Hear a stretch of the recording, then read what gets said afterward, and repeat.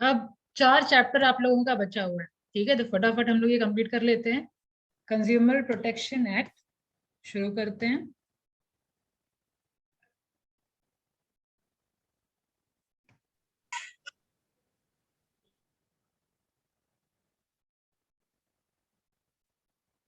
हम्म तो यह है आपका कंज्यूमर प्रोटेक्शन एक्ट 1986। तो सबसे पहले ये जान लीजिए 86 ये आपका प्रीवियस है, ठीक है। अब ऑलरेडी अमेंडमेंट हो चुका है, अब कंज्यूमर प्रोटेक्शन एक्ट 1986 है नहीं, ठीक है। इसके जगह पे कोपरा 2019 आ चुका है। तो सबसे पहले हम लोग 86 पूरा कंप्लीट कर लेते हैं। और लास्ट में, इसमें दिया हुआ नहीं है ना आपके मॉड्यूल में दिया हुआ, लास्ट में हम लोग कंपैरेटिव स्टडी करेंगे कि ऐसा 26 में क्या क्या अमेंड हुआ, 86 से क्या क्या चेंज हुआ, क्या क्या ऐसा चीज है जो 86 में नहीं था और 19 में ऐड किया गया, और किस चीज को एबॉलिश किया गया, ठीक है। तो पहले 86 समझ लीजिए जो है आपके सिलेबस का पार्ट, और फिर आगे हम लोग समझेंगे कि 2019 में क्या क्या अमेंडमेंट हुआ है। फाइन, बस इतना फिलहाल जान लीजिए, 86 अब नहीं है एग्जिस्टेंस में, ठीक है। अभी क्या है 2019, कोपरा 2019। ओके, लेट्स स्टार्ट ना। तो सबसे पहले ये जो एक्ट बनाया गया था, नाम ही आपका आइडेंटिफाई कर रहा है कि कंज्यूमर के प्रोटेक्शन के लिए है, ठीक है। कंज्यूमर के साथ देखिए, कंज्यूमर पहले उतना ऑब्वियसली ज्यादा पावरफुल है नहीं, जिसका बोलवाला है, बोलवाला कहने का मतलब जो भी मार्केट में रूल कर रहा है, तो दे आर वेरी मच, मतलब ज्यादा रिसोर्सफुल पर्सन है, उनको ये बोलिए आप, ठीक है, ज्यादा पावर है उनके पास। तो उन सारे चीजों से प्रोटेक्ट करने के लिए ये एक्ट को स्टैब्लिश किया गया था, ठीक है। तो यहाँ पे देखिए, consumer protection act 1986 has been enacted to provide for the establishment of consumer council. Consumer council को स्टैब्लिश किया गया था ताकि कंज्यूमर के डिस्प्यूट को सुनने वाला कोई होना चाहिए, ठीक है। Other authorities for the settlement of consumers dispute and for matters connected therewith. In fact, the basic motive of enacting this important act is to provide, किस चीज के लिए एक्ट का एस्टेब्लिशमेंट हुआ था, to provide cheaper and speedy remedies to the consumer who are in disadvantageous position in comparison with the traders who are well organized and rule the market. यानी उनके against जो ट्रेडर ऑलरेडी मार्केट में rule कर रहे हैं, उनके against किसी भी टाइप का कोई डिस्प्यूट हो, ठीक है, किसी तरीके का आपको लग रहा है कि मुझे चीट किया गया है, ठीक है, तो उसके लिए एक चीपर और स्पीडी रेमेडी है ये आपका कंज्यूमर प्रोटेक्शन एक्ट 1980, ठीक है। तो 86 की बात हो रही है, तो ये कहाँ, इसका स्कोप अगर बात किया जाए तो whole of India except Jammu and Kashmir, ठीक है, एक्सेप्ट जम्मू एंड कश्मीर 86 की बात हो रही है। अब तो बता ही चुकी है, अभी तो पता है सारा लॉ सब पे इम्प्लीमेंट होता है, जम्मू एंड कश्मीर पे भी होता है, तो सेम वे कोपरा 2019 भी सब पे अप्लीकेबल है, इवन जम्मू एंड कश्मीर में, ठीक है। लेकिन 86 की बात होगी तो 86 में जम्मू एंड कश्मीर को इंक्लूड नहीं किया गया था, ठीक है। And save as otherwise expressly provided by the central government, this act shall apply to all goods and services, ठीक है। चाहे वो गुड्स की बात करें या सर्विसेज की बात करें, वो दोनों को इसमें इंक्लूड करेगा, ठीक है। गुड्स तो चलिए समझ में आ गया कि गुड्स में कुछ डिफेक्ट हो गया, लेकिन सर्विस भी अगर आपको कोई प्रॉमिस कर रहा है और वो रेंडर नहीं किया, वो आपको प्रोवाइड नहीं किया, तो भी आप इस कंज्यूमर प्रोटेक्शन एक्ट के कैटेगरी में आ सकते हैं और कंप्लेन कर सकते हैं, ठीक है। यहाँ तक क्लियर?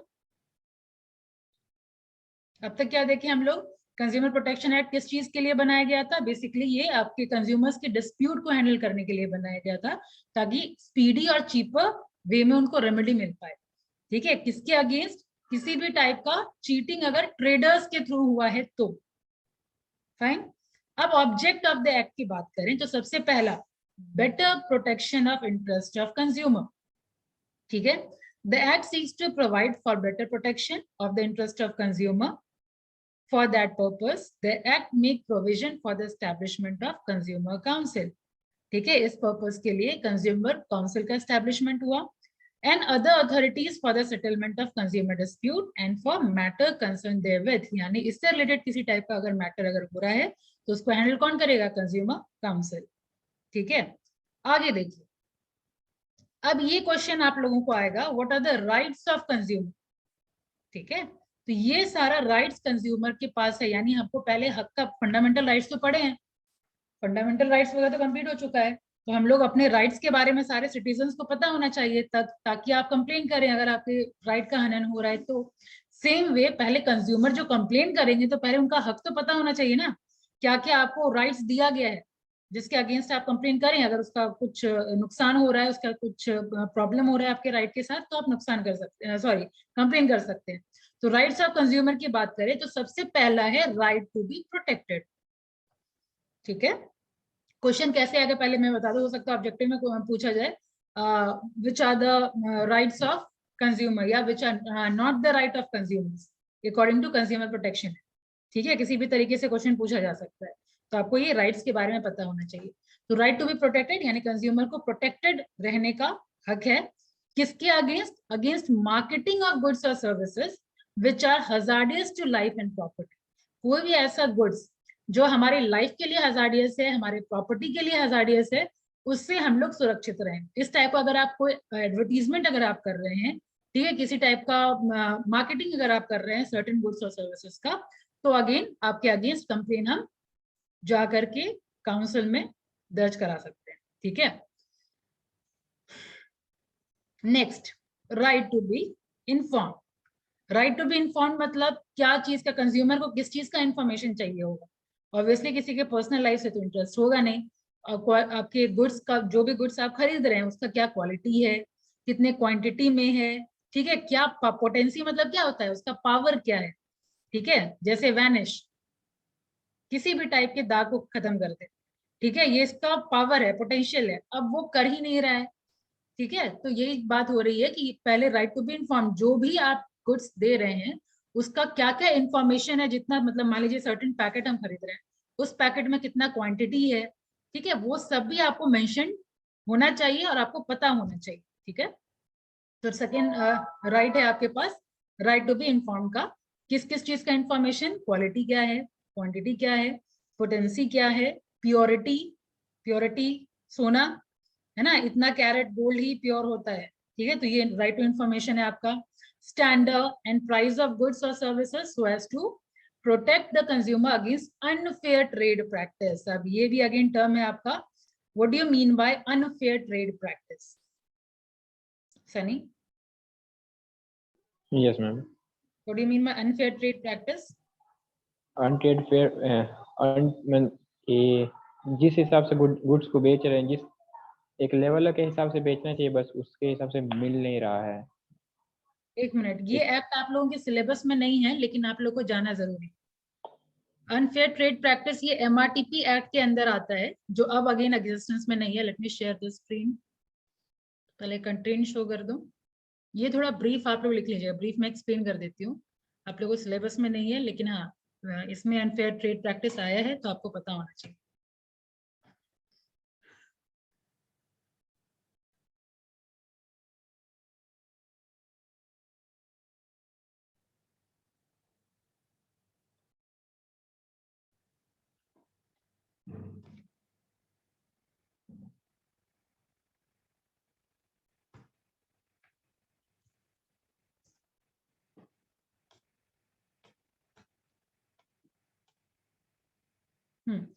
देखिए 1969 का ये एक्ट है, MRTP एक्ट। ठीक है, 1969 में ये एक्ट आया था और इसको भी अब रिपील कर दिया है कंपटीशन एक्ट 2003। ठीक है, MRTP का फुल फॉर्म क्या होता है? Monopolistic restrictive trade practice. Again I am repeating, M monopolistic restrictive trade practice. लिख लिए सब लोग। अब इस एक्ट के अंदर तीन बातें होती है। एक MTP, लिख दूं क्या? ये यहाँ पे देखिए, MRTP के अंदर तीन बातें होती है, MTP, RTP और UTP। सब फटाफट लिखते चले जाइए लेकिन शॉर्ट में। ये अनफेयर ट्रेड प्रैक्टिस आया कहां से, बस वो जान लीजिए। तो MTP क्या हो गया? Monopolistic trade practice. तीन तरह का ट्रेड प्रैक्टिस उसमें बताया गया है। Monopolistic trade practice MTP।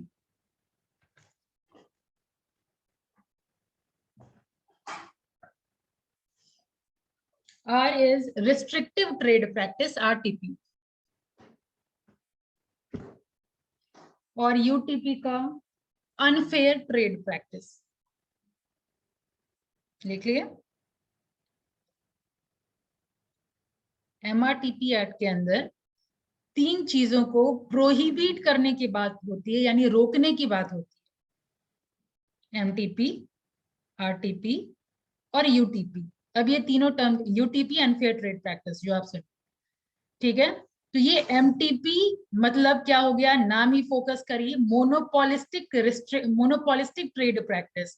तो किसी भी तरीके का अगर आप मोनोपोली क्रिएट कर रहे हैं मार्केट, ठीक है, तो उसको हम मोनोपोलिस्टिक ट्रेड प्रैक्टिस के अंदर रखें, ठीक है। पहले यहाँ पे RTP दिया हुआ, पहले RTP समझिए। ये क्या है, रिस्ट्रिक्टिव ट्रेड प्रैक्टिस, मतलब किसी भी तरीके का ट्रेडिंग को हम अगर रिस्ट्रिक्ट कर रहे हैं, यानी सर्टेन कैपिटल का आउटफ्लो हम अगर बंद कर दें, ठीक है, सर्टेन अनजस्टिफाइड कॉस्ट में अगर कोई भी चीज खरीदे, किसी को मतलब रिस्ट्रिक्ट करें कि इन्हीं को सेल करना है, इनके अलावा आपको किसी और को सेल नहीं करना है, ठीक है। कोई मैन्युफैक्चरर ग्रुप बना ले, बोले कि भाई इस ग्रुप के लोग ही आपको ये सर्टेन सामान देंगे, बाकी लोग नहीं दे सकते। समझ आ रहा है? तो किसी भी टाइप का अगर रिस्ट्रिक्शन इंपोज किया जा रहा है तो वो RTP के कैटेगरी में है। नाम ही बता रहा है ना, रिस्ट्रिक्ट करना। तो अगर कंपटीशन को, किसी भी टाइप का ट्रेडिंग, ठीक है, किसी भी टाइप का ट्रांजैक्शन अगर कंपटीशन को प्रिवेंट कर रहा है, खराब कर रहा है, रिस्ट्रिक्ट कर रहा है, ठीक है, तो वो RTP के कैटेगरी में आ जाएगा, ठीक है। जैसे आप टाई इन सेल पहले होता था, अब नहीं होता है। जैसे मान लीजिए गैस कनेक्शन लेने के लिए जाना है, ठीक है, तो भाई गैस कनेक्शन तभी देंगे जब आप ये स्टोव वगैरह आप खरीदिएगा तो, ठीक है। तो ये क्या हो गया, इसको, इस टर्म को कहते हैं टाई इन सेल, ठीक है, या फुल लाइन फोर्सिंग। समझ आ रहा है प्रीति? यस। ये इतना जानना जरूरी नहीं है, बस आप टर्म लिखते चले जाइए, ये सब जो मैं बता रही हूँ वो आपको जानना जरूरी है। उसको हम कहते हैं टाई इन सेल। तो किस कैटेगरी में आ जाएगा, रिस्ट्रिक्टिव ट्रेड प्रैक्टिस में। क्या हो गया टाई इन सेल, अगर हम फोर्सफुल्ली, कोई भी डीलर आपको सामान बेच रहा है कि इस के साथ आपको ये खरीदना होगा तभी हम ये चीज देंगे, ठीक है। माजा खरीदने के लिए गए, भाई माजा आपको तभी मिलेगा जब आप पेप्सी भी साथ में खरीदिएगा, या डाइट कोक भी आप साथ में खरीदिएगा। तो नाम ही बोल रहे हैं ना, टाई इन सेल, यानी जो जरूरत का सामान है उसके साथ हम टाई कर दिए कि आपको खरीदना ही खरीदना पड़ेगा, ठीक है। नेक्स्ट, अभी जैसे अभी पहले का छोड़िए, अभी भी आप सुनते होंगे आशीर्वाद आटे के साथ आपको yippee का पैकेट मिल रहा था कुछ महीने पहले, है ना। तो बहुत सेलर लोग बताते नहीं थे कि ये आपका फ्री, कुछ लोग बोलते थे कि आपका फ्री है, जबकि एक्चुअल में फ्री नहीं था, वो 10 रुपया प्राइस को ऐड करके बेच रहा था, ठीक है। इस टाइप का कुछ भी अगर आप काम करते हैं, मतलब किसी भी तरीके के मिसकंसेप्शन में अगर आप कंज्यूमर को रखते हैं, तो अगेन यू आर कल्प्रेट, ठीक है। तो ये सारा आप रिस्ट्रिक्टिव ट्रेड प्रैक्टिस के अंदर आ जाएगा। कलेक्टिव प्राइस फिक्सेशन मतलब मिल करके हम प्राइस रख रहे हैं कि भाई कोका कोला के जितने मैन्युफैक्चरर हैं, या मान लीजिए कोक के जितने मैन्युफैक्चरर हैं, सब लोग मिलके ग्रुप बना लें, है ना।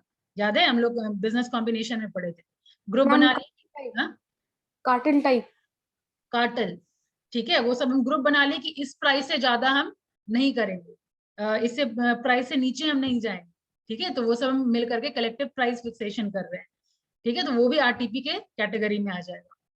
फाइन। इसके अलावा हम एसोसिएशन बना रहे हैं कि ग्रुप बना रहे हैं कि भाई नन मेंबर्स को हम ये गुड्स ले जाने नहीं देंगे, ठीक है। तो ये क्या कर रहे हैं, हम फ्री फ्लो ऑफ गुड्स को हैम्पर कर रहे हैं, ठीक है। ये सब आ जाता है आपका RTP के कैटेगरी में। अब आ जाइए UTP। UTP मतलब क्या हो गया, किसी भी टाइप का फॉल्स रिप्रेजेंटेशन अगर हम दे रहे हैं। फॉल्स रिप्रेजेंटेशन मतलब हम बोल रहे हैं भाई ये जो गुड्स है इस काम का है, इस क्वालिटी का है, जबकि एक्चुअल में वो है नहीं, मतलब कुछ भी गलत हम बता रहे हैं। किसी भी टाइप का हम फॉल्स रिप्रेजेंटेशन मतलब क्या हुआ, कुछ भी अगर हम रॉन्ग इन्फॉर्मेशन अगर दे रहे हैं, ठीक है, एक्चुअल में वो प्रोडक्ट वैसा है नहीं और हम वैसा इन्फॉर्मेशन दे रहे हैं, तो वो आ जाएगा आपका अनफेयर ट्रेड प्रैक्टिस के अंदर। RTP के अंदर क्या हो रहा था, रिस्ट्रिक्शन हो रहा था। UTP के अंदर क्या हो रहा है, फॉल्स रिप्रेजेंटेशन हो रहा है। ये कीवर्ड है, इतना बस आप लोग ध्यान रखिए, ठीक है। अब ऑब्जेक्टिव में ये पूछा जा सकता है कि अब कुछ दे दिया जाएगा example that it will come under which category, whether it will be under RTP और इट विल बी अंडर आपका यूटीपी। ठीक है, ये पूछा जा सकता है। फाइन, समझ आ गया? ठीक है, अब ये Yes, ma'am. फॉल्स रिप्रेजेंटेशन में देख लीजिए क्या हो गया। Falsely suggest that goods are of a particular standard, quality, grade, composition, style और मॉडल। ठीक है, या गुड्स की बात करें कि हाँ गुड्स सर्टेन क्वालिटी का है, ठीक है, गलत हम बताए। या सर्विस इस क्वालिटी का है, भाई हमारे होटल आइए हम लोग 5 स्टार सर्विस देते हैं, एसी रूम देते हैं। ठीक है, तो ये क्या है, सर्विस है ना, ये गुड्स हम कहीं कुछ नहीं दे रहे हैं, यहाँ पे सर्विस दे रहे हैं। तो यहाँ पे भी अगर आप गलत बता रहे हैं तो अगेन वो यूटीपी के अंदर आ जाएगा। ठीक है, कोई भी सेकेंड हैंड गुड्स को हम नया बोल के बेच रहे हैं तो भी यूटीपी के कैटेगरी में आएगा। किसी स्पॉन्सरशिप, मतलब भाई इसको अमिताभ बच्चन पहने हैं, ठीक है, इस तरीके से रिप्रेजेंट कर रहे हैं। या फिर मान लीजिए मेक अ फॉल्स और misleading representation concerning the need for और यूजफुलनेस ऑफ एनी गुड्स और सर्विस, कि ये गुड्स का सर्टेन ये काम है, जबकि एक्चुअल में, जैसे मान लीजिए चौक, ठीक है, चौक भाई आप लकड़ी पे भी लिखिएगा तो चलेगा, पता चला घर लाए लकड़ी पे लिख रहे हैं, नहीं लिखा रहा है। ठीक है, तो आप ये क्वालिटी है इस गुड्स में और वो क्वालिटी का है नहीं, तो ये सारा अनफेयर के कैटेगरी में जाएगा। फाइन, गारंटी वारंटी भी इवन, अगर आपको बोला कि भाई लेके जाइए ये आपका 1 साल तक चलेगा, ठीक है, नहीं चलेगा तो इतना का वारंटी, ये बिना टेस्ट किए, बिना आप ड्यूरेबिलिटी वगैरह चेक किए, बिना प्रॉपर टेस्टिंग के अगर आप ये बोल रहे हैं तो again it will come under UTP.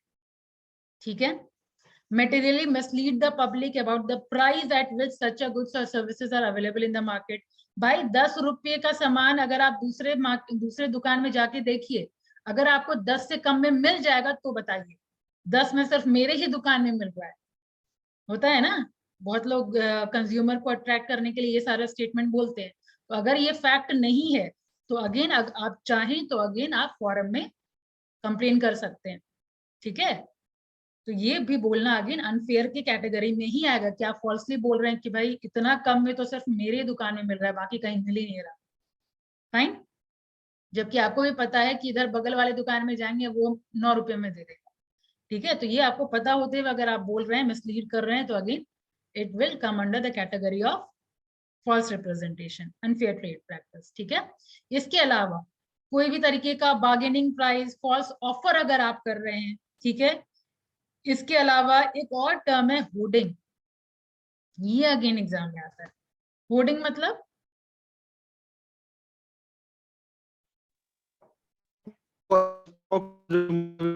करता है, फिर उनको मार्केट में सप्लाई नहीं किया जाता है।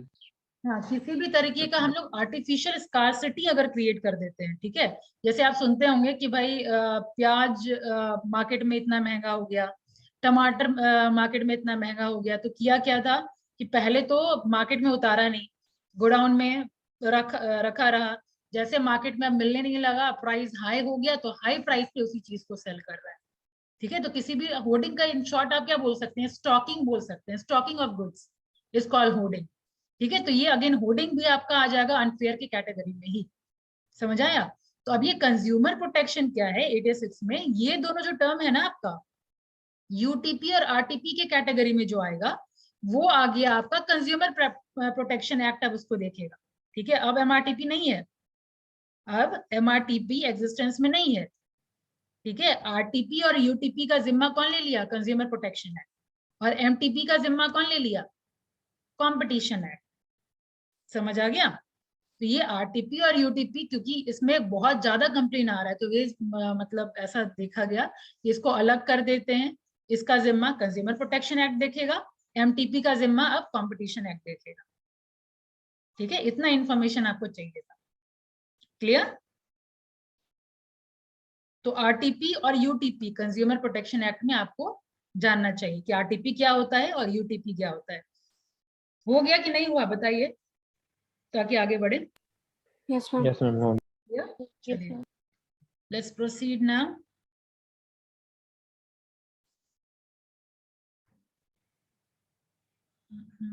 कहाँ गए हम लोग?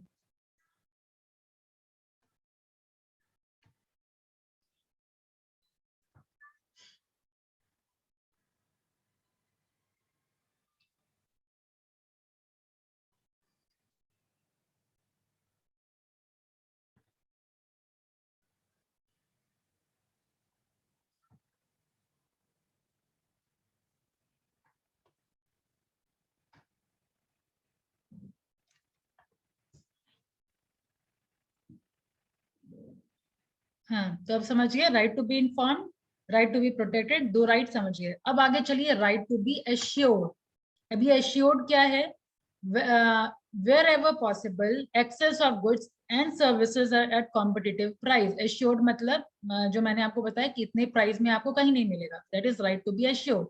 आई एम एश्योरिंग यू दैट आपको ये मान लीजिए 1 साल के अंदर खराब नहीं होगा, किसी भी टाइप का एश्योरेंस अगर आप दे रहे हैं तो right to be assured. Again ये नेक्स्ट आपका राइट है being a consumer. Next right to be heard, यानी आपका कोई भी कंप्लेन है तो आपके इंटरेस्ट को, आपके डिस्प्यूट को सुना जाएगा, तो ये भी आपका एक राइट है, right to be heard and to be assured that consumers interest will receive due consideration, यानी आपकी बात को सुना जाएगा एट कहाँ? Appropriate forum. ठीक है, अभी तक तो सिर्फ काउंसिल पढ़ रहे हैं, अभी आगे हम देखेंगे कि किस टाइप के कंप्लेंट के लिए, कितने अमाउंट के लिए कौन सा फोरम है। ठीक है, सब लोग डायरेक्ट सुप्रीम कोर्ट नहीं पहुंच सकते हैं। ठीक है, नेशनल कमीशन तक डायरेक्ट नहीं पहुंच सकते, नेशनल काउंसिल तक डायरेक्ट नहीं पहुंच सकते, सबका अलग अलग जुरिस्डिक्शन, वो आगे हम लोग देखेंगे। ठीक है, तो बस अभी यहाँ इतना जानिए कि आप एप्रोप्रिएट फोरम में जा करके आप कंप्लेंट दर्ज करवा सकते हैं, तो ये आपका हक है, right to be heard. Next right to seek redressal, यानी जो आपका कंप्लेन है, जो भी अनफेयर ट्रेड प्रैक्टिस है या रिस्ट्रिक्टेड ट्रेड प्रैक्टिस है और अनस्क्रूपलेस एक्सप्लॉयटेशन, किसी भी टाइप का एक्सप्लॉयटेशन अगर हुआ है तो वो आपको हक है कि आप रिड्रेसल सीक करें, यानी अपने लिए प्रोटेक्शन आप सीक करें। सीक करना मतलब क्या? ढूंढना। ठीक है, ये आपका हक है। Right to consumer education. अब देखिए एक और क्वेश्चन आप लोग के प्रीवियस ईयर में आएगा कि अभी सबसे रिसेंटली कौन सा राइट ऐड हुआ है? राइट कंज्यूमर प्रोटेक्शन एक्ट में कौन सा राइट को सबसे रिसेंटली, आरटीआई सुने होंगे? Yes, ma'am. Right to information. Right to information, ये सबसे रिसेंटली एडेड आपका राइट। ठीक है, तो ये प्रीवियस ईयर डेट ईयर तो मुझे याद नहीं है, लेकिन हाँ आप लोग के ही बीकॉम में ही, BCom first year first sem का ही ये क्वेश्चन है। प्रीवियस ईयर आप एक ही के साइट से डाउनलोड कर सकते हैं, लेकिन ये पूछा गया है सबसे रीसेंट कौन सा राइट ऐड किया गया था, तो राइट टू इंफॉर्मेशन सबसे रिसेंटली एडेड राइट है आपका। ठीक है, तो ये राइट से क्वेश्चन आता है, इसको थोड़ा अच्छे से कर लीजिएगा। आगे चलते हैं, कंज्यूमर प्रोटेक्शन काउंसिल। अब कंज्यूमर प्रोटेक्शन काउंसिल ऊपर से ही देखते आ रहे हैं क्या काम है, उसका काम है कंज्यूमर्स को प्रोटेक्ट करना, चाहे वो सेंट्रल हो या स्टेट लेवल पे इसको स्टैब्लिश किया जाता है। The above objects are sought to be promoted and protected by consumer protection council established at central and state level, यानी दोनों लेवल पे एस्टैब्लिश्ड है, वहां पे जाकर के आप कंप्लेन दर्ज करा सकते हैं। Next quasi judicial machinery. अब ये क्वासी जुडिशियल मतलब क्या होता है? क्वासी जुडिशियल मशीनरी मतलब क्या होता है? इसको मतलब बस वो एक्ट करेगा, इसको सर्टेन पावर दिया गया है, इसका अपना रूल्स एंड रेगुलेशन हो। ठीक है, ये बस एक्ट करेगा आपका मतलब काउंसिल की तरह। फाइन, तो ये है आपका quasi judicial machinery for speedy redressal, मतलब तुरंत रिड्रेसल के लिए आप इस बॉडी के पास जा सकते हैं। The Act seeks to provide speedy and simple redressal to consumer dispute. For this purpose, there has been set up quasi-judicial machinery at district, state और central level. ठीक है, अभी जो ऊपर डिस्कशन हो रहा था कि डायरेक्टली हम सेंट्रल लेवल पे नहीं जा सकते, नेशनल लेवल पे नहीं जा सकते, स्टेप वाइज है, कितना अमाउंट है आगे देखेंगे अमाउंट क्या है। तो डिस्ट्रिक्ट लेवल में आप जा सकते हैं। ठीक है, अगर आप इतने अमाउंट में आ रहे हैं तो आपका जुरिस्डिक्शन स्टेट होगा। अगर आप इतने अमाउंट में, ये again amount is also important. ठीक है, ये अमाउंट भी आप हाईलाइट करके रखेंगे या की पॉइंट में एस्ट्रिक करके लिखेंगे। अब आगे चलिए इंपॉर्टेंट डेफिनेशन की बात करते हैं, यानी कंज्यूमर प्रोटेक्शन एक्ट में सर्टेन डेफिनेशन दिया गया है। सबसे पहला है कंप्लेनेंट। कंप्लेनेंट मतलब कंप्लेनेंट जो व्यक्ति कंप्लेन करेगा, कंप्लेन फाइल कर सकते हैं, किनको किनको हक दिया गया है। ठीक है, तो ये सेक्शन 2113 में दिया हुआ है। कंप्लेनेंट मींस पहले तो एक तो कंज्यूमर तो है ही, इसके अलावा जितना भी वॉलंटरी कंज्यूमर एसोसिएशन है जो कंपनीज एक्ट में रजिस्टर्ड हैं, ठीक है, वो भी कंप्लेन दर्ज कर सकते हैं। ठीक है, इसके अलावा कोई सेंट्रल गवर्नमेंट या स्टेट गवर्नमेंट हु और विच मेक्स अ कंप्लेन, ठीक है, उन लोगों के साथ भी अगर कोई प्रॉब्लम होता है तो वो लोग भी कंप्लेन दर्ज करवा सकते हैं। इसके अलावा अगर वन और मोर कंज्यूमर, ठीक है, वन और मोर कंज्यूमर मतलब क्या हुआ, जैसे मान लीजिए सर्टेन क्या एग्जांपल हो सकता है, मतलब सेम इंटरेस्ट का, अभी इंटरनेट ही मुझे याद आ रहा है, मान लीजिए हम कहीं कुछ इंटरनेट का वायर वगैरह लगवाए, पूरे सोसाइटी के लोग यूज कर रहे हैं, ठीक है, जो प्रॉमिस किया गया था वो प्रॉमिस पूरा नहीं हुआ, तो इंटरेस्ट तो सिर्फ एक कंज्यूमर यहाँ पे हुआ नहीं, यहाँ पे तो ग्रुप ऑफ पर्सन है, ठीक है, यहाँ पे तो बहुत मतलब न्यूमरस कंज्यूमर आ गए यहाँ पे, तो जिसका इंटरेस्ट कॉमन हो वो लोग मिलके भी कंप्लेन कर सकते हैं, यानी सेम इंटरेस्ट के लोग भी कंप्लेन ग्रुप बना करके कंप्लेन फाइल कर सकते हैं। इसके अलावा जो मेन कंज्यूमर है उसका अगर डेथ हो जाता है तो उनके जो लीगल हायर हैं या रिप्रेजेंटेटिव हैं, अगेन उनको भी हक दिया गया है कि वो कंप्लेन फाइल करे, ठीक है। आप ये सामान दिए, आपके इस चीज को खाते के साथ इनका डेथ हो गया, legal higher can file complain against that, ठीक है, तो ये हो गया कंप्लेनेंट के कैटेगरी में ये आता है। अब आ जाइए कंप्लेंट क्या होता है, तो कंप्लेंट सेक्शन 21C में दिया गया है, complaint means any allegation in writing made by a complaint that, एक तो पहला अनफेयर ट्रेड प्रैक्टिस देख लिए, रिस्ट्रिक्टिव ट्रेड प्रैक्टिस देख लिए, ठीक है, has been adopted by any trader और सर्विस प्रोवाइडर, ऊपर ही देख लिए थे ये चीज को कि चाहे वो गुड्स हो चाहे वो सर्विस हो, ठीक है, दोनों इस कैटेगरी में आएगा। तो कंप्लेन मतलब क्या क्या कंप्लेन आप दर्ज करा सकते हैं, तो कंप्लेन तो चाहे आपका अनफेयर ट्रेड प्रैक्टिस के कैटेगरी में हम लोग देख लिए जो आ रहा है, रिस्ट्रिक्टिव ट्रेड प्रैक्टिस के अंदर जो आ रहा है, ठीक है, एक मिनट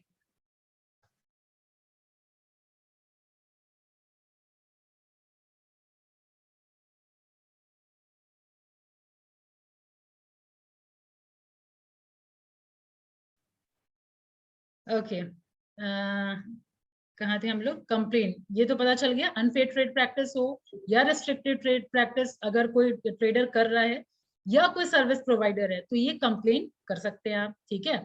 दूसरा क्या कुछ क्या होगा जो आप कंप्लेन कर सकते हैं, the goods bought by him or agreed to be bought by him suffer from one or more defect, ठीक है।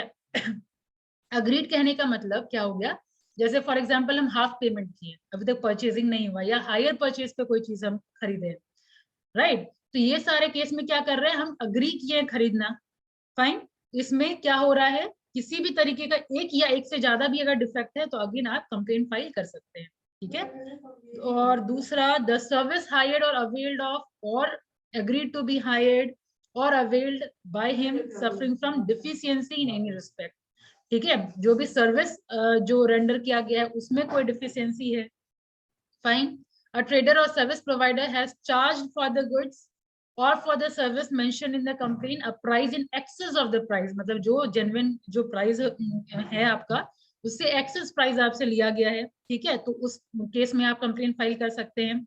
अगर वो गुड्स किसी तरीके का हजार्डियस नेचर का है, ठीक है, तो अगेन आप फाइल कर सकते हैं। और इसके अलावा सर्विस विच आर हजार्डियस और likely to be hazardous to life, ठीक है, and safety of the public when used, तो इतना कंप्लेन, इतना अगर कुछ होता है आपके साथ तो ये सारा कैटेगरी का ही कंप्लेन आप इस फोरम में जाके कंप्लेन कर सकते हैं। इसके अलावा कोई भी अगर कंप्लेन है देन अगेन उसके लिए ये अप्रोप्रिएट फोरम नहीं है, ठीक है। तो क्या क्या कंप्लेन कर सकते हैं, आरटीपी यूटीपी शॉर्ट में आप कैसे लिखेंगे, अगेन ये शॉर्ट है आपके मतलब रिमेम्बरेंस के लिए, वो एग्जाम में वैसे लिख के शॉर्टकट लिख के नहीं आइएगा, एग्जाम में तो डिटेल ही लिखना है। क्या क्या देख रहे हैं हम लोग, एक यूटीपी आरटीपी, ठीक है, दूसरा क्या डिफेक्ट, तीसरा क्या डिफेक्ट के अलावा consumer protection, price, excess price अगर होगा, कंज्यूमर प्रोटेक्शन तो पड़ ही रहे हैं, इसके अलावा और क्या प्रॉब्लम होगा जो आप कंप्लेन कर सकते हैं, प्राइस अगर ज्यादा चार्ज कर रहा है या फिर हजार्डियस नेचर का, चाहे गुड्स है चाहे सर्विसेज है, ठीक है, इतना कंप्लेन फाइल आप कर सकते हैं, फाइन। ये डेफिनेशन है आपके कंज्यूमर प्रोटेक्शन एक्ट में कंप्लेंट का। अब आगे बढ़े, अब सबसे इंपॉर्टेंट कंज्यूमर पहले, मतलब कौन कौन कंप्लेन कर सकते हैं, कंज्यूमर के कैटेगरी में आएंगे कौन, कंज्यूमर प्रोटेक्शन तो एक्ट है लेकिन कंज्यूमर के कैटेगरी में कौन आएगा, तो कंज्यूमर ऑफ गुड्स, देखिए कंज्यूमर भी अगेन यहाँ पे दो टाइप में डिवाइड हुआ है, एक कंज्यूमर गुड्स का, एक कंज्यूमर सर्विस का, ठीक है, यहाँ पे देखिए कंज्यूमर ऑफ गुड्स और दूसरा है कंज्यूमर ऑफ सर्विस। तो consumer of goods buys any goods for consideration, this is the key point over here. कोई भी consumer, consideration means what? बदले में फॉर प्राइस, हाँ, किसी प्राइस पे करके हम सर्टेन गुड्स ले रहे हैं, बदले में मतलब कुछ और भी दे करके, तो बार्टर सिस्टम तो है नहीं, ऑब्वियसली हम प्राइस देंगे, मनी वैल्यू जो है सर्टेन गुड्स का वो देके, यानी पेमेंट करके हम लिए हैं, ठीक है। और पेमेंट करके लिए हैं डजंट मीन कि आप फुल पेमेंट, अगेन ऊपर ही डिस्कशन हुआ था, इवन हायर परचेज भी इसकी की कैटेगरी में आएगा, इवन डिफर्ड पेमेंट भी इसी के कैटेगरी में आएगा, ठीक है। आप एग्री हुए हैं सर्टेन अमाउंट पे करने के लिए तो भी आप कंज्यूमर के कैटेगरी में आए, अब तक आप फुल पेमेंट नहीं किए हैं तो भी आप कंप्लेन कर सकते हैं अगर गुड्स के साथ कोई डिफेक्ट है तो, समझ आया। तो consumer of goods buys any goods for the consideration which has been paid, यहाँ ध्यान दीजिए, which has been already paid, वो तो आएगा ही आएगा, इसके अलावा प्रोमिस्ड और partially paid or partially promised or under any system of deferred payment, deferred payment मतलब बाद में पे करेंगे, and includes any user of such goods other than the person who buys such goods for consideration paid and promised or partly paid or partly promised or under any system of deferred payment when such use is made with the approval of such person but does not include a person who obtains such goods for resale or for any consumer purpose. बाप रे बहुत confusing है, meaning इतना ही simple है कि ये deferred payment हो या फुल पेमेंट करे और जो अपने कंजप्शन के लिए ले, लाइक फॉर एग्जांपल हम खरीदे और मान लीजिए वो रीसेल पर्पस से खरीद रहे हैं, ठीक है, यानी हम अपनी दुकान के लिए अगर खरीद रहे हैं तो उस केस में I am not the consumer, ठीक है। अगर आप रीसेल पर्पस से कोई चीज खरीद रहे हैं तो वो कॉमर्शियल पर्पस हो गया, तब उस कैटेगरी में आप कंज्यूमर नहीं कहलाएंगे, ठीक है। कंज्यूमर आप तभी कहला रहे हैं जब आप अपने यूज के लिए ले रहे हैं और चाहे आप फुल पेमेंट कर दिए हो या फिर हाफ पेमेंट कर दिए हो तो आप कंज्यूमर की कैटेगरी में आए, ठीक है। तो यहाँ पे की पॉइंट क्या है, रीसेल या कॉमर्शियल पर्पस से अगर आप ले रहे हैं तो it will, you are not in the category of consumer. Same goes with service भी, consumer of service hires or avails any service for the consideration, चाहे पे कर दिया गया चाहे हाफ पेमेंट कर दिया है, वो आप अपने पर्पस के लिए सर्विस वगैरह ले रहे हैं अगर आप, तो again you will come under the category of consumer. ये आपका सेक्शन 2(1)(d) में दिया गया है, ठीक है। नेक्स्ट डेफिनेशन है आपका कंज्यूमर डिस्प्यूट का। अब ये डिस्प्यूट कब अराइज होता है, जब एक आदमी कंप्लेन कर रहा है दूसरा आदमी एग्री नहीं कर रहा, ठीक है, तो वो आ जाएगा कंज्यूमर डिस्प्यूट, यानी हम कंप्लेन कर रहे हैं कि प्रीति ये बदमाशी की है और प्रीति एग्री नहीं कर रही है कि हम ये बदमाशी की, ठीक है, तो that will come under the category of the consumer dispute. Means the dispute where the person against whom a complaint has been made denies or disputes the allegation contained in the complaint, कि हम deny कर रहे हैं, नहीं ऐसा कुछ हुआ ही नहीं है, तो उस चीज में तो भाई काउंसिल के पास, फोरम के पास जाना पड़ेगा ये प्रूव करने के लिए कि कौन है, मतलब ऐसा नहीं है कि अगर कंप्लेन किया गया है तो कंप्लेन सही भी हो। कई बार क्या होता है कि हम लोग झूठ मूठ का भी कंप्लेन करते हैं ताकि जो भी कंपनसेशन है वो मेरे को मिल जाए, ठीक है। आगे हम लोग देखेंगे कि अगर कंप्लेन जिसके अगेंस्ट आप कंप्लेन फाइल किए हैं और वो अगर प्रूव हो जाता है तो फिर क्या क्या बेनिफिट मिल जाता है कंज्यूमर को, ठीक है। तो वो सब के लिए भी बहुत लोग बदमाशी करते हैं, तो वो चीज प्रूव होना इज वेरी मच इंपॉर्टेंट। तो डिस्प्यूट तभी अराइज होगा कि हम ये प्रोडक्ट दिए और जो प्रोडक्ट देने वाला है, आप कंप्लेन करने वाले हैं और जो प्रोडक्ट देने वाला है वो डिनाई कर रहा है, ठीक है, एलिगेशन को वो एक्सेप्ट नहीं कर रहा है। नेक्स्ट डिफेक्ट, तो जैसे डिफेक्ट जनरल मीनिंग होता है वही डिफेक्ट का मीनिंग है, किसी भी टाइप का फॉल्ट, किसी भी टाइप का इम्परफेक्शन और shortcoming in the quality, quantity, potency, purity or standard which is required to be maintained by or under any law for the time being or under any contract expressed or implied। अब ये expressed और implied, बाकी सब तो term ठीक है, expressed और implied का क्या मतलब होता है स्वप्निल? मैम दर्शाया गया और उसी को अप्लाई कर दिया गया, दे दिया गया। देखिए एक्सप्रेस मतलब हुआ किसी भी टाइप से आप बोल के या रिटन फॉर्म में कुछ बोल रहे हैं कि हाँ ये गुड्स ये चीज दे रहा है, ठीक है। एसी हम खरीदने के लिए गए, वो आपको रिटर्न दे रहा है कि भाई कंजम्पशन कम होगा, मान लीजिए ठंडे में वो गर्म कर रखिएगा कुछ ऐसा है तो वो हम लिख के दे रहे हैं, तो that is express. Anything given in written और ओरल फॉर्म, तो वो किसी भी टाइप का एक्सप्रेस करके दे रहे हैं ना, एक्सप्रेशन है ना वो, तो वो एक्सप्रेस में आएगा। इम्प्लाइड मतलब क्या है, वो कहीं बोला या लिखा नहीं गया, लेकिन वो ऑटोमेटिकली लॉ की नजर में आपको वो चीज पूरा करना पड़ेगा। ठीक है, तो इम्प्लाइड मतलब क्या, कि आपके ऊपर कंपल्सन है, एक्सप्रेस करने की जरूरत नहीं है, लेकिन लॉ बोल रहा है कि ये आपको करना पड़ेगा। ये सब हम लोग सेल्स ऑफ गुड्स एक्ट में और डिटेल में पढ़ते हैं। सेल्स ऑफ गुड्स एक्ट आप लोग के सिलेबस में है नहीं, बस इतना जान लीजिए। इम्प्लाइड मतलब ऑटोमेटिकली लॉ आप पे इम्पोज अप्लाई हो किया गया। जा रहा है कि ये आपको फॉलो करना होगा, need not to express anything.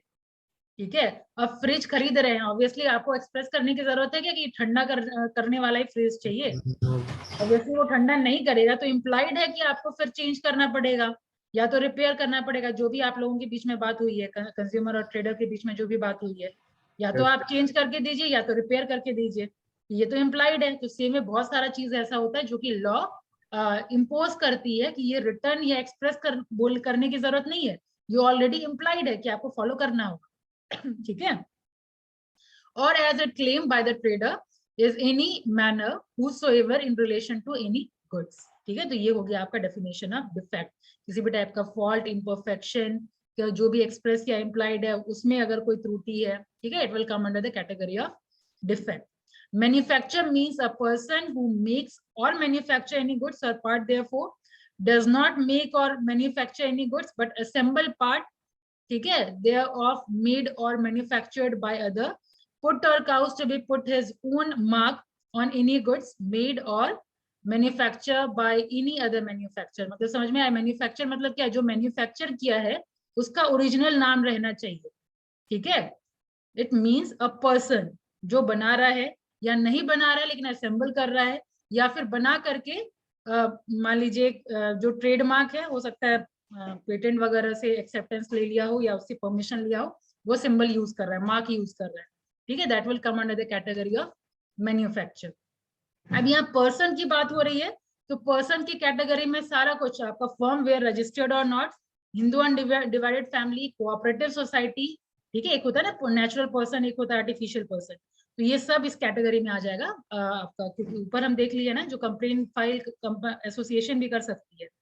ठीक है, किसी कंपनी के साथ कोई प्रॉब्लम हुआ है तो वो भी कंप्लेन फाइल कर सकती है। ठीक है, तो these all will come under the category of person. तो इतना है इंपॉर्टेंट डेफिनेशन, इतना पहले करके रखिए, फिर यहां से हम लोग करेंगे एजेंसी से करेंगे हम लोग नेक्स्ट क्लास में। फाइन मैम पेटेंट अभी आप बताइए मैम, पेटेंट मतलब क्या होता है? पेटेंट मतलब हुआ, जैसे मान लीजिए किसका क्वेश्चन किसका था? स्वप्निल मैम। स्वप्निल, आप कुछ इन्वेंट किए, ठीक है, अब आप मान लीजिए ऐसा कार इन्वेंट किए जो पानी से चले, ठीक है, it is completely your invention.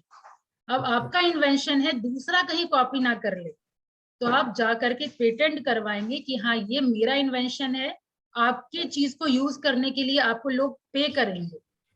ठीक है, अदरवाइज मतलब कोई आपका इन्वेंशन नहीं ले सकता। ठीक है, तो उसको हम लोग पेटेंट कहते हैं, किसी भी टाइप का इन्वेंशन हो सकता है। Fine, okay. और कोई क्वेश्चन अब तक? ये तो पीडीएफ आप लोग को तो भेज चुकी थी मैं शायद पहले ही, पीडीएफ ग्रुप में पहले से भेज चुकी हूँ मैं। Yes ma'am. एक बार गो थ्रू हो जाइए, इतना रीड आउट करके रखिए, बाकी हम लोग कर लेंगे नेक्स्ट क्लास में।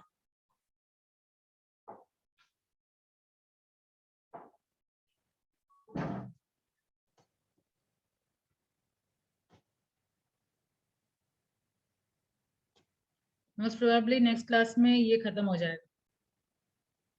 आप लोग एग्जामिनेशन का डेट तो अभी आया है नहीं?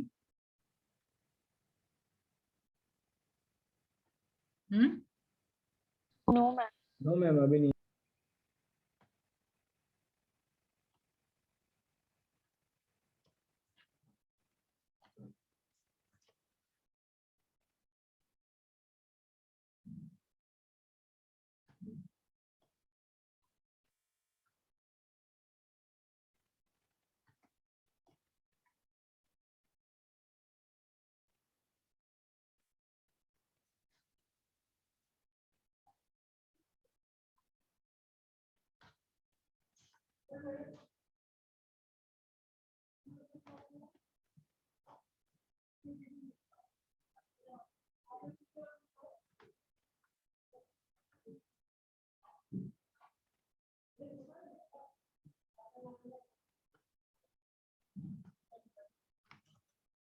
Okay, roll 1, Yes, ma'am. 2, Yes, ma'am. 3, 4, 5, Yes, ma'am. 5. 6, 7,